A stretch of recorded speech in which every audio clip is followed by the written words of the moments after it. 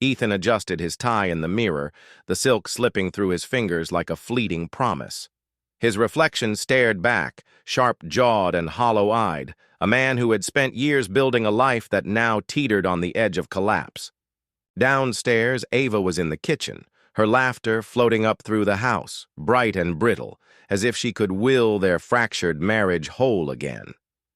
The kids were at soccer practice, the suburban rhythm of their lives unbroken, at least. For now. But Ethan knew the truth.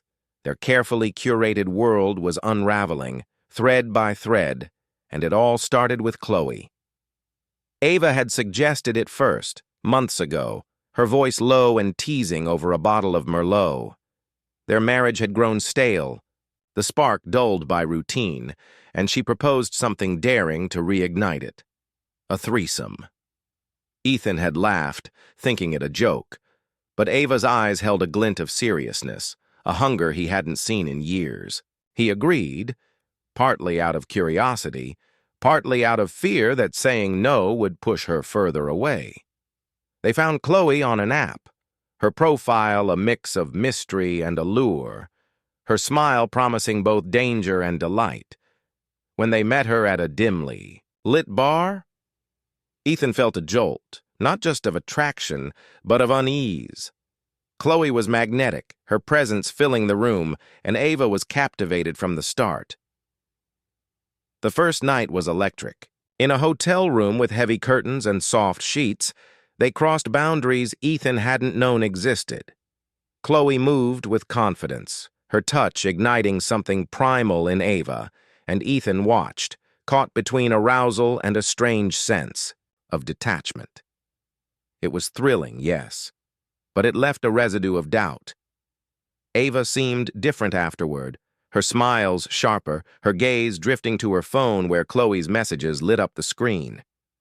Ethan told himself it was a one-time thing, a spark to rekindle their marriage, but Ava had other ideas. She wanted Chloe again, and again.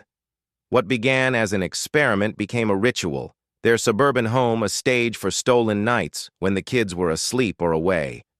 Chloe would arrive, her perfume lingering in the air, and Ethan would feel the shift in Ava, as if she were slipping into a version of herself he didn't recognize.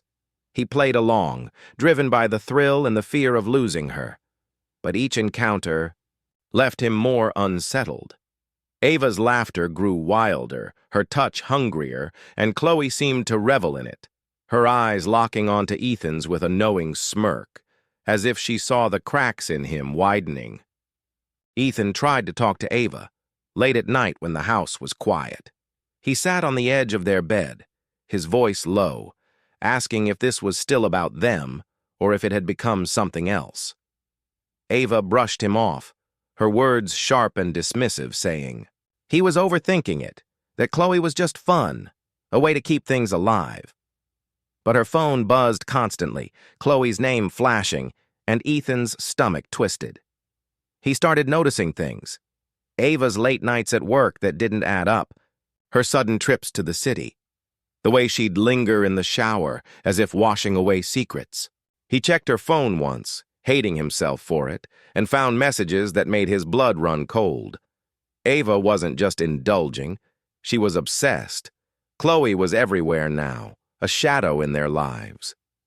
Ethan saw her car parked near their house once, idling at the curb, and when he confronted Ava, she laughed it off, saying Chloe was just dropping something off. But her eyes darted away, and Ethan felt a chill. He started losing sleep, his mind racing with questions. Was Ava in love with Chloe? Was Chloe manipulating her, pulling her away? He dug into Chloe's past, using his skills as a lawyer to search for answers, and what he found only deepened his dread. Chloe had a history of short, intense relationships, leaving broken hearts and chaos in her wake.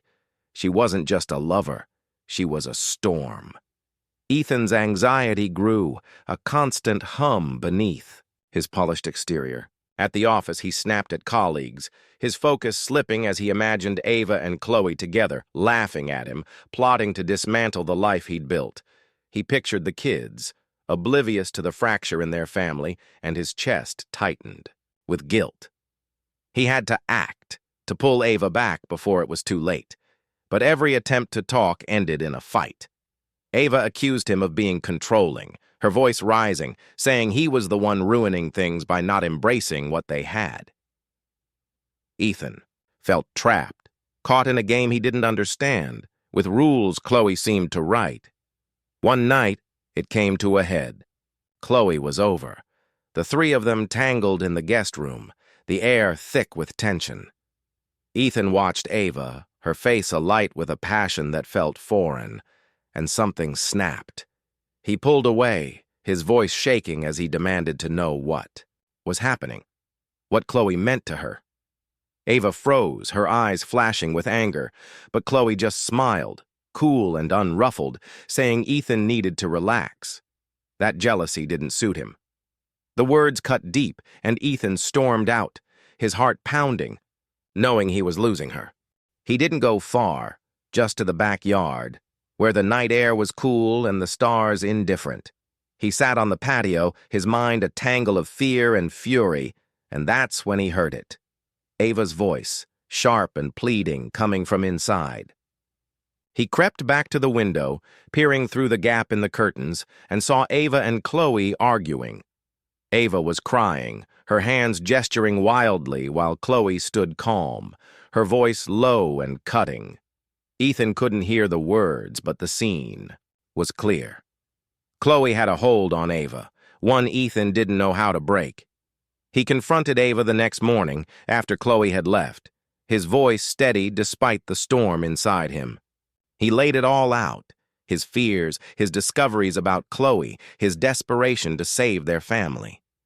Ava listened, her face pale, but when he finished, she didn't apologize. Instead, she admitted it. She was in love with Chloe, had been for weeks, and didn't know how to stop. The words hit Ethan like a physical blow, and he stumbled back, his world tilting. He begged her to think of the kids, of their life, but Ava's eyes were distant, as if she were already somewhere else.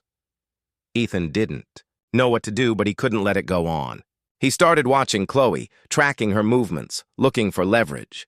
He found her at a bar one night, alone, and approached her, his voice tight with controlled rage.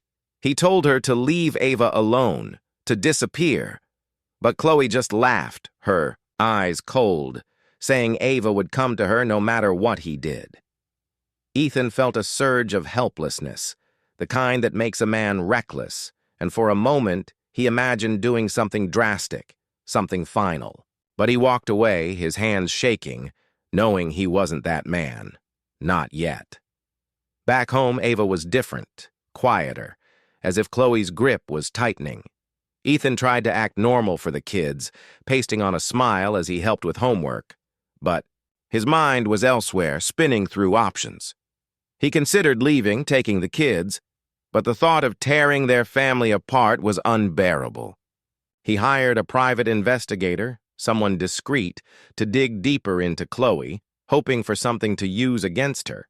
But the waiting was agony, each day a step closer to losing Ava entirely. One night, Ava didn't come home. Ethan called her. Phone, texted, left voicemails, but nothing. Panic clawed at him, and he drove to Chloe's apartment, his heart in his throat. The lights were on, and through the window he saw them. Ava and Chloe laughing, their hands entwined. Ethan sat in his car, gripping the steering wheel, tears burning his eyes.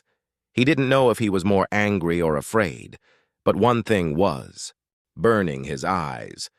He didn't know if he was more angry or afraid, but one thing was clear.